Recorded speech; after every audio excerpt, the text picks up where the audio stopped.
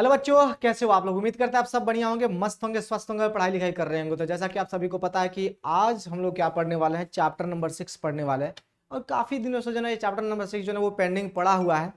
तो इसीलिए आप सबसे आग्रह है मेरे दोस्त कि आप लोग जरा ध्यान से और प्यार से इस टॉपिक को आप लोग देखिएगा, बहुत ही मस्त तरीके से इस टॉपिक को देखिएगा, क्योंकि इसमें कुछ है नहीं और ज़्यादा ये लंबा टॉपिक भी नहीं है, बहुत ही प्यारा सा टॉपिक है और बहुत ही मस्त टॉपिक है। आप अगर इसको पढ़ेंगे तो आपको समझ में आएगी सारी चीज़ें।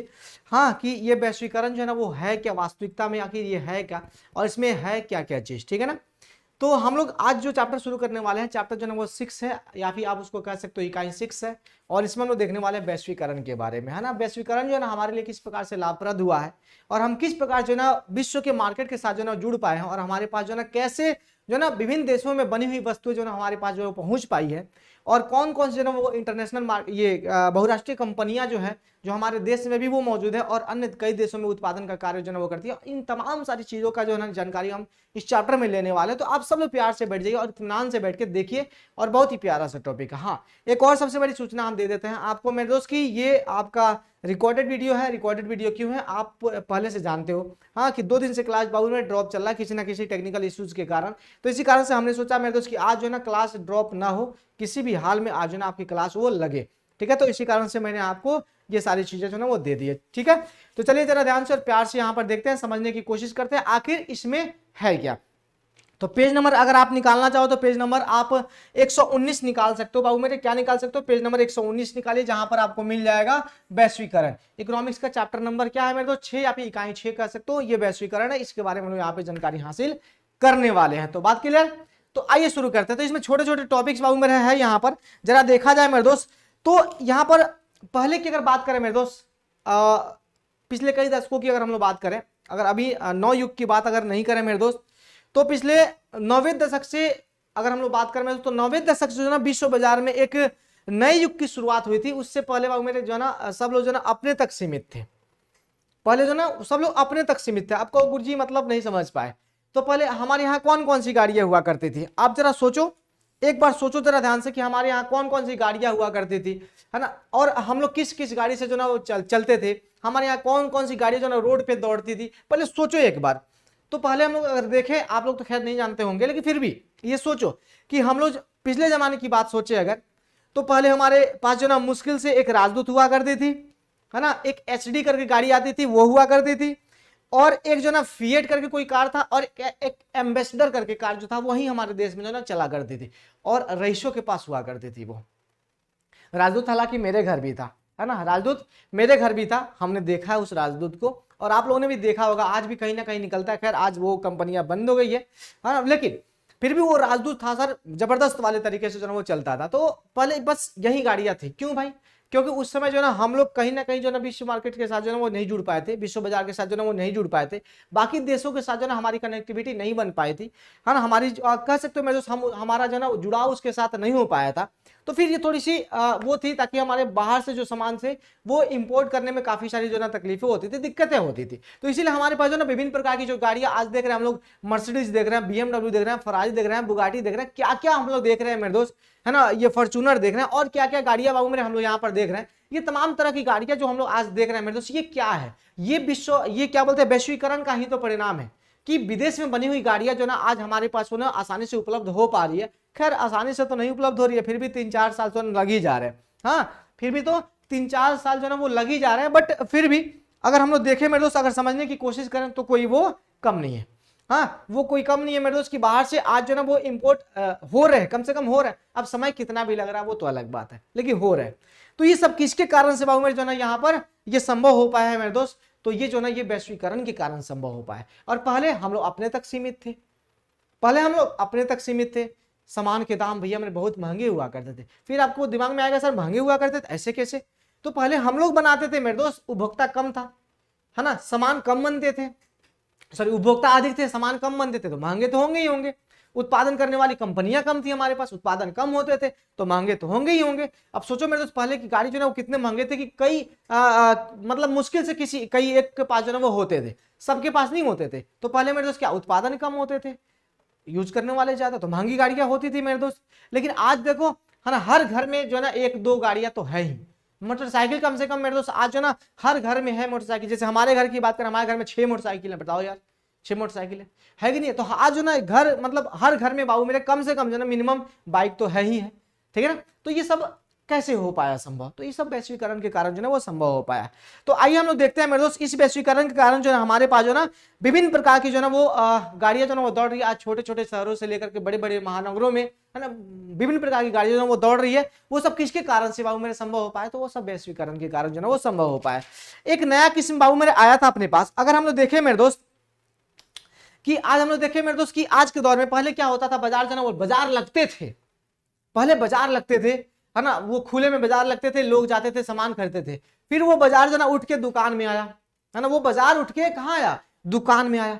अब जब दुकान में बाजार आया मेरे दोस्त तो एक पार्टिकुलर क्या बोलते हैं, एक पार्टिकुलर चीज का मेरे दोस्त दुकान हुआ करता था। कपड़ा का दुकान है तो ये सब्जी वाला का दुकान है, तो ये खिलौने का दुकान है, तो ये फार्चून का दुकान है, ये कॉस्मेटिक्स वगैरह जो भी है मेरे दोस्त वो अलग अलग दुकान बाबू मेरे हुआ करते थे। तो बाजार से उठ के हम लोग आ गए मेरे दोस्त, पहले खुले में बिकते थे, तो फिर बाजार से उठकर हम लोग दुकान पे आ गए। अब ये दुकानें जो है ना मेरे दोस्त, जो अलग अलग दुकानें हुआ करती थी, अब ये सारी दुकानें जो है एक बिल्डिंग के अंतर्गत आ गई, एक बिल्डिंग के अंदर आ गई। अब जब ये एक बिल्डिंग के अंदर, ये उसी के परिणाम स्वरूप हुआ है ना, कहीं ना कहीं ये उसी के परिणाम स्वरूप हुआ है। तो भैया हमारे अब ये एक बिल्डिंग के अंतर्गत आ गई। जब ये एक बिल्डिंग के अंतर्गत आ गई मेरे दोस्त, उसको हम लोग क्या कहते हैं? मॉल कहते हैं। आजकल आप लोगों ने देखा होगा बड़ी बड़ी मॉलें हैं मेरे दोस्त, है ना, ये फलाना मॉल, ये ढिमकाना मॉल, ये वो मॉल, ये वो मॉल। आप लोग मॉल में भी जाते होंगे, विभिन्न प्रकार के ऑफर जो ना वहां पर दिए जाते हैं, एक पर एक फ्री, एक पर एक फ्री, ये लो वो लो, फलाना लो ढिमकाना लो, काफी सारी चीजें जो है वो हुआ करती थी। होती थी नहीं होती थी? बिल्कुल सही बात है, होती थी गुरु जी, इसमें कौन सी बड़ी बात है, होती थी। तो लेकिन अब देखा जाए मेरे दोस्त, आज भी हो रहा है ये सारी चीजें, पहले भी होती थी, पहले होती थी, लेकिन वो खुले दौर पे वो चलता था। तो खैर पहले थोड़ी सी सामान थोड़ा सा महंगा हुआ करता था, बट अब नहीं हो रहा है ना। अब मॉल के अंतर्गत आ जाओ यार, एक बार घुसो और पहले वहां खरीदना है, वहां खरीदना है, वहां खरीदना, विभिन्न प्रकार की चीजें जो ना अलग अलग जगहों पे खरीदना पड़ता था। लेकिन अब नहीं होता ना। अब एक मॉल में घुसे, वहां पे सब्जी भी आपको मिल जाएगा, वहां पे कपड़ा भी मिल जाएगा, कॉस्मेटिक्स भी मिल जाएंगे, जूते भी मिल जाएंगे, और मतलब जो आप सोच लो मेरे दोस्त, जितना सोच सकते हो वो सारी चीजें उसमें मिल जाएंगी मॉल में। एक बिल्डिंग के अंतर्गत मेरे वो आ जाता है सारी चीजें, वही तो है मॉल।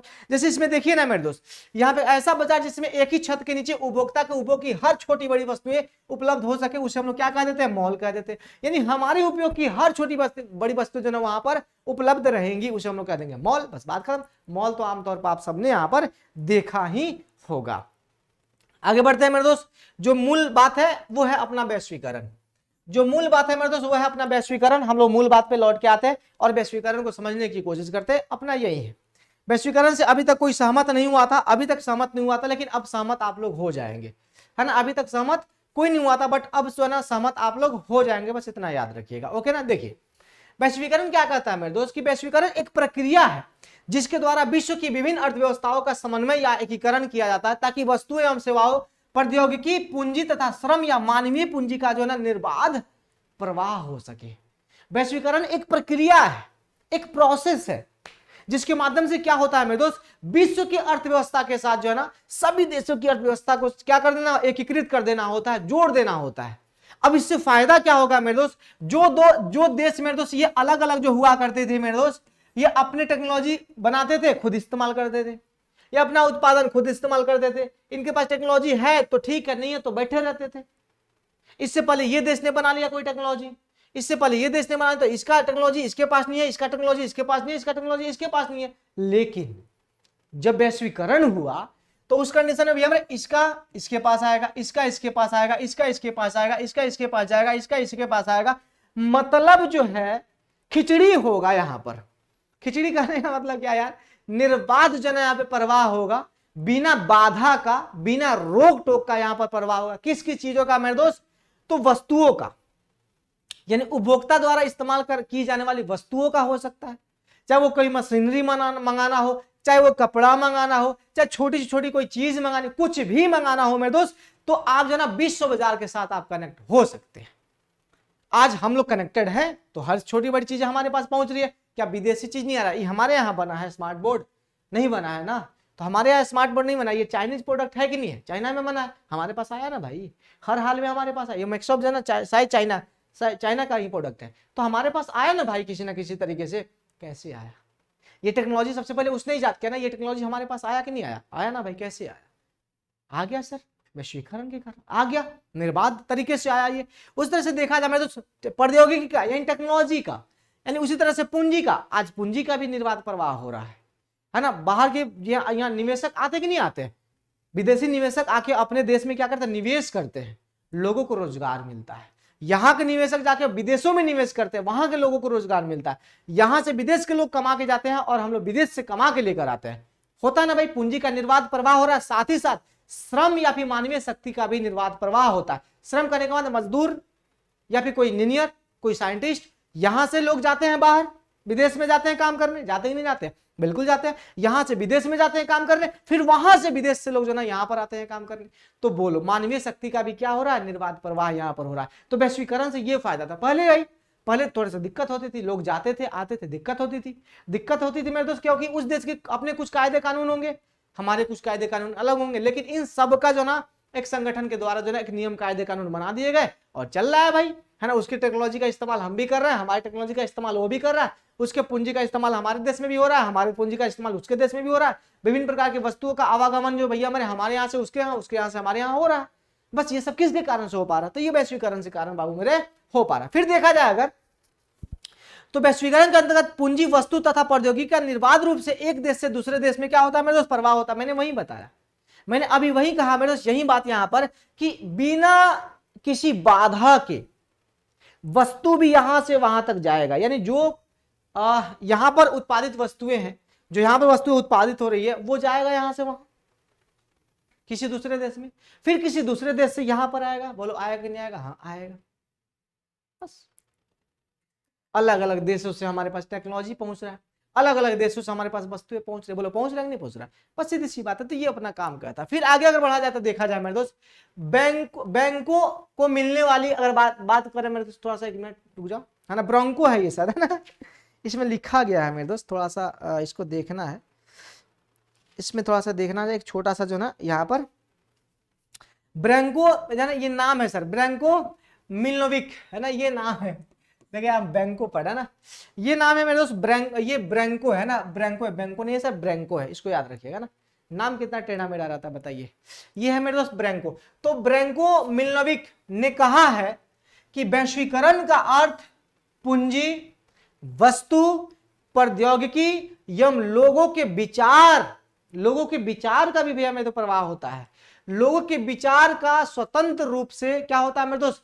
प्रवाह होता है। कोई भी ऐसा वैश्वीकरण आंशिक ही माना जाएगा, याद रखिएगा मेरे दोस्त, कोई भी वैश्वीकरण मेरे दोस्त क्या आंशिक ही माना जाएगा जिसमें मानवीय संपदा के प्रवाह में रुकावट आए।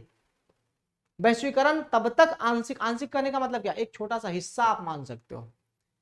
जब तक पूर्ण नहीं माना जाएगा तब तक मेरे दोस्त की मानवीय संपदा का क्या हो मेरे दोस्त, यानी मनुष्य एक जगह से दूसरे जगह जाने में अगर उसको बाधा उत्पन्न हो रही है तो वैश्वीकरण हम संभव नहीं मानेंगे। मानवीय विचारों का अगर एक जगह से दूसरे जगह ये आदान प्रदान करने में अगर दिक्कत आ रही है, उसमें कोई बाधा आ रहा है, तो फिर हम उसको आंशिक वैश्वीकरण ही मानेंगे, पूर्ण वैश्वीकरण हम उसको नहीं मानेंगे। समझ? ये किसने कहा था? ब्रैंको मिलोविक ने कहा था। किसने कहा था? मैं ब्रैंको मिलोविक ने कहा था। यानी दूसरे शब्दों में अगर देखा जाए मेरे दोस्त, तो वैश्वीकरण निजीकरण उदारीकरण की नीतियों का परिणाम है।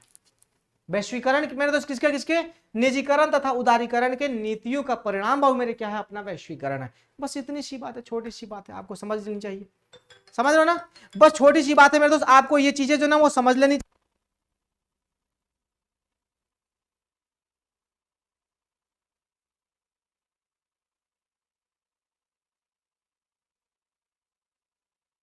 समझने की कोशिश करेंगे। ओके बाबू, तो इसको समझिएगा। तो ये किसके परिणाम हो सकते हैं मेरे दोस्त? तो आप कह सकते हो कि वैश्वीकरण जो है ना वो किसके, तो आप कह सकते हो मेरे दोस्त निजीकरण, किसके? निजीकरण तथा उदारीकरण। निजीकरण तथा किसके मेरे दोस्त?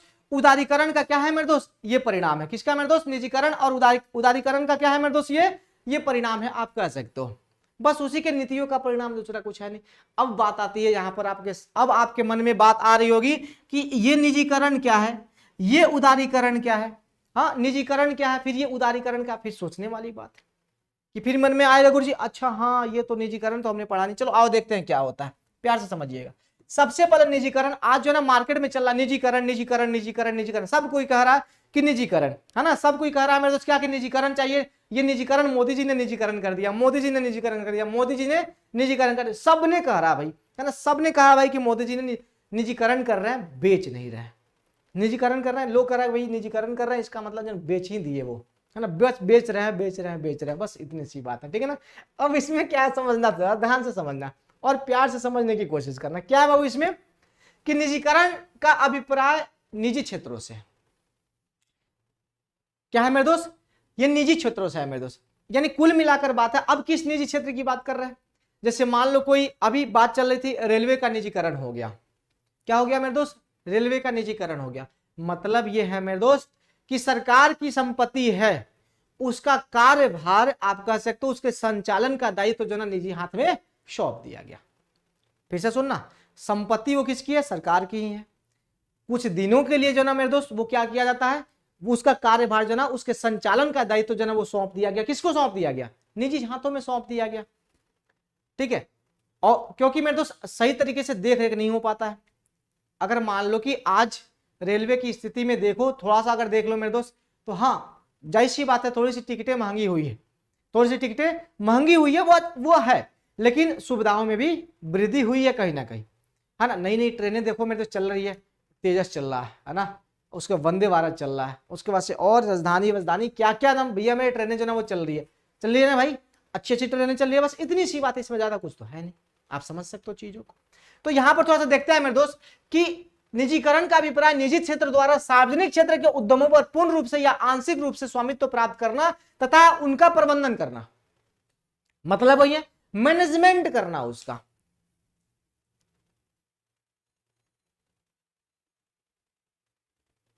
ओके, क्या करना बच्चा मेरे दोस्त, चलिए ठीक है, क्या करना बच्चा मेरे दोस्त, तो यहां पर बस मैनेजमेंट करना, क्या करना मेरे दोस्त, उसका मैनेजमेंट करना, सीधी सी बात है मेरे दोस्त। सार्वजनिक क्षेत्र कहने का मतलब सरकारी क्षेत्रों से, सर ये सरकारी क्षेत्र जितने भी है मेरे दोस्त वो क्या ना वो ले लिया जाएगा, ठीक है ना, अपने हाथ में, और उसका क्या किया जाएगा मेरे, आंशिक रूप से ले लिया जाएगा या फिर पूर्ण रूप से ले लिया जाएगा।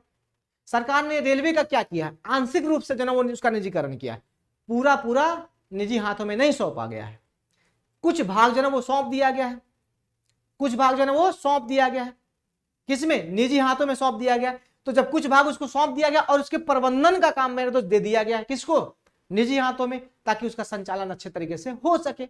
बस साथ ही साथ देखा जाए तो आर्थिक सुधारों के अंतर्गत भारत सरकार ने सन 1991 में से निजीकरण की नीति जो ना वो अपनाई थी, यानी एलपीजी की बात करें मेरे दोस्त, लिबरलाइजेशन एलपीजी, ठीक है, ये एलपीजी की बात करते हैं हम लोग, जिसमें अपना उदारीकरण यानी प्राइवेटाइजेशन और ग्लोबलाइजेशन, ये तीन एलपीजी की नीति जो ना वो किसने लाया था मेरे दोस्त, मनमोहन सिंह ने लाया था, याद रखिएगा, है ना, मनमोहन सिंह ने भैया मेरे इसको लाया था, यानी मनमोहन सिंह लाए थे 1991 में, उस समय वित्त मंत्री हुआ करते थे वो, देश की स्थिति बहुत ही मतलब दयनीय अवस्था में थी, तो एलपीजी लाए थे।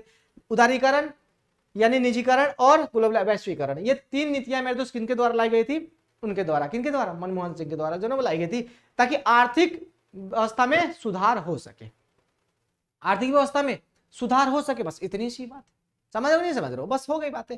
तो देखिए ना यहाँ पर, तो निजीकरण को एक बार फिर से समझ लीजिए आप सब लोग मिलकर के कि निजीकरण का मतलब क्या, निजीकरण का अभिप्राय यही होता है कि निजी क्षेत्र तथा ये सार्वजनिक क्षेत्र के उद्यमों पर पूर्ण रूप से या फिर आंशिक रूप से क्या होता है मेरे दोस्त, उसका अधिकार होता है, पूर्ण रूप से कहिए या फिर आंशिक रूप से अधिकार कह लीजिए, बस हो गई बात है, और क्या चाहिए आपको, कुछ है इसमें, बस, और उसका कार्यकलाप चलेगा। अब उसके बाद से आता है मेरे दोस्त उदारीकरण, वैश्वीकरण हमने देखा क्या होता है, निजीकरण हमने देखा क्या होता है, अब पढ़ते हैं उदारीकरण। उदारीकरण में बाबू मेरे क्या है, इसमें कुछ नहीं, उदार होना मतलब समझ रहे हो, किसी के प्रति थोड़ा सा उदार हो जाना, यानी थोड़ा सा नरम हो जाना। हाँ, किसी ने कहा था सब नरम है तो नरम है, सख्त है तो सख्त है, हाँ, तो वही बात है मेरे दोस्त, सख्त नहीं बनना है, उदार बनना है अपने को, क्या बनना है मेरे दोस्त, अपने को उदार बनना है, किसी के प्रति उदार बनना है, उदारीकरण का मतलब यही होता है, यानी कहने का, उदार कहने का मतलब समझ रहे हो मेरे दोस्त, थोड़ा सा नरम हो जाएंगे हम, है ना, थोड़ा सा नरम व्यवहार करेंगे, थोड़ा सा नीतियों में छूट दे देंगे, थोड़ा सा कायदे कानून इस प्रकार से बनाएंगे ताकि सामने वाले व्यक्तियों को क्या मेरे दोस्त हंसता हो, वो आसानी से आकर व्यापार कर सके, उसमें किसी प्रकार कोई दिक्कत ना हो, ये सारी चीजें होती रहती है, बात क्लियर, अब समझो इसको।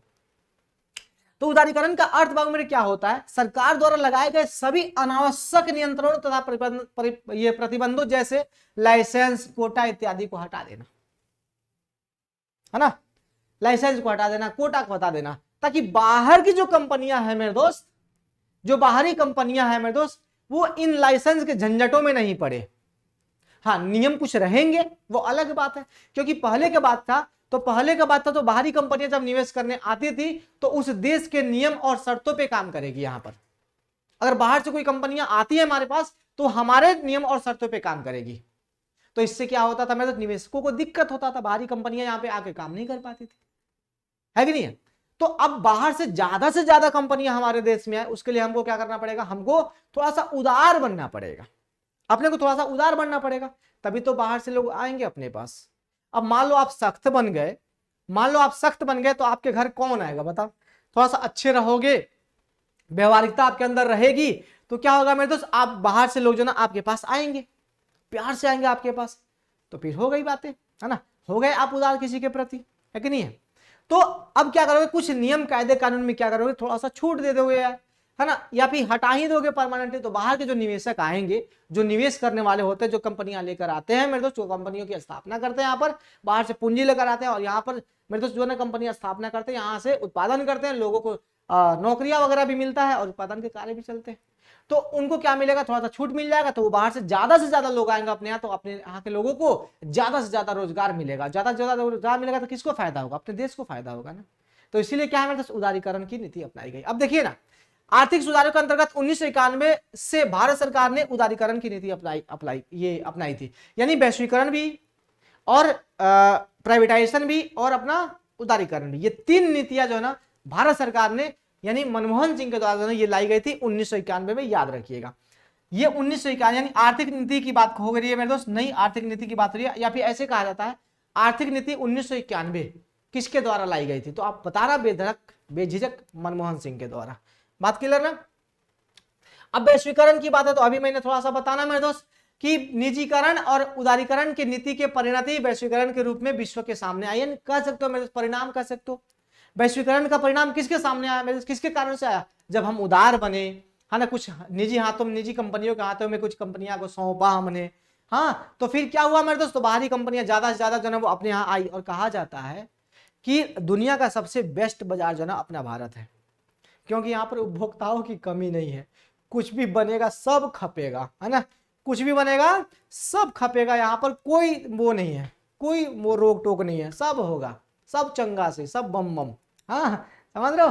तो ये वाली चीजें जो ना यहाँ पर है, बाकी सब ठीक है बच्चा। तो यहाँ पर वैश्वीकरण के रूप में विश्व के सामने जो है वो उभरकर आई, बस वैश्वीकरण है, दूसरा कुछ है नहीं इसमें।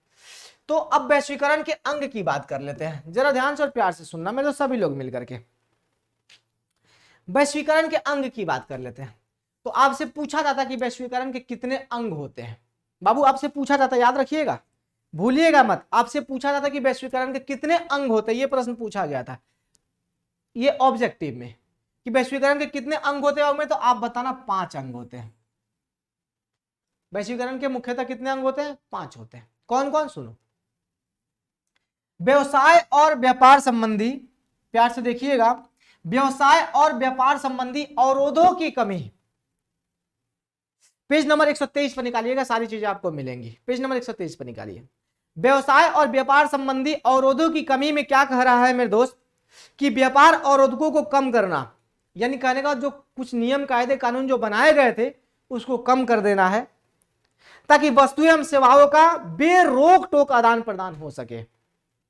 इसका अभिप्राय यह है कि विदेशी कंपनियां भारतीय बाजार में अपनी वस्तु तथा सेवाएं जो है ना वो क्या बोलते हैं मेरे दोस्त, मुक्त रूप से बेच सके, यानी बिना किसी बाधा के, बिना किसी रोक टोक के विदेशी जो कंपनियां मेरे दोस्त वो आए, अपनी सेवाओं को यहां पर बेचे मेरे दोस्त, अपनी वस्तुओं को यहां पर बेचे, है ना। तो इस प्रकार यहां से भारतीय कंपनियां भी जाकर के विदेशों में क्या करें मेरे दोस्त, अपनी जो उत्पाद है मेरे दोस्त उसको बेचे, अपनी वस्तुओं को बेचे, अपनी सेवाओं को बेचे, ठीक है। तो ये कहता है मेरे दोस्त व्यवसाय और व्यापार संबंधी अवरोधों की कमी, यानी कहने का मतलब बिल्कुल अवरोध हटा देना। इससे क्या होगा मेरे दोस्त, बाहर जाकर कंपनियां क्या करेंगे मेरे दोस्त, ये करेंगे। बात क्लियर, इतनी सी बात आपको समझ में आई, जल्दी से बताओ फटाफट सब लोग मिलकर के, ओके ना बाबू, कोई दिक्कत है तो बताइए। बात क्लियर है, तो यहां तक चीजें क्लियर। तो आज हम लोग उसके बाद से देखेंगे कि यहां तक हम लोग देखेंगे आज, है ना, यहां तक हम लोग देखेंगे इसमें, ठीक है, क्योंकि अपलोड भी करना पड़ेगा ना इसको, ठीक है ना। चलिए देखते हैं पूंजी बाजार का निर्बाध प्रवाह, यानी कहने का था पूंजी बाजार नहीं, पूंजी का निर्बाध प्रवाह। इसमें क्या हो रहा है मेरे दोस्त, सुनो, ऐसा वातावरण कायम करना है, एक ऐसा वातावरण कायम कर देना है अपने को जिसमें विभिन्न देशों के पूंजी का प्रवाह स्वतंत्र रूप से हो सके। इसका अर्थ यह हुआ कि विदेशी पूंजीपति अब भारत में निवेश कर सकते हैं और भारतीय पूंजीपति जो है विदेश में जाकर के निवेश कर सकते हैं। रुपया पैसा की बात हो रही है, रुपया पैसा की बात हो रही है, यानी बाहर के लोग आएंगे अपने यहाँ निवेश करेंगे और यहाँ के लोग जो है बाहर जाकर निवेश करेंगे। बात क्लियर, इतनी सी बात है, ज्यादा कुछ इसमें है नहीं। बोलो चीजें क्लियर ना, इतनी सी बात है, बोलो हाँ या ना, बोलो जल्दी से फटाफट, क्लियर, इतनी सी बात, ज्यादा कुछ थोड़ी सोचना है इसमें। ओके वो मेरे, उसके बाद से प्रौद्योगिकी का निर्बाध यानी टेक्नोलॉजी का मेरे दोस्त बिना रोक टोक जो ना, यहाँ का टेक्नोलॉजी वहां इस्तेमाल हो, वहां का टेक्नोलॉजी यहाँ इस्तेमाल हो। यहाँ जो मशीन बन रहा है पहले यहाँ से उठ के चला जाए वहां, वहां जो मशीन बन रहा है वहां से उठ के चला आए यहाँ पर। ये सारी चीजें बाबू मेरे होनी चाहिए।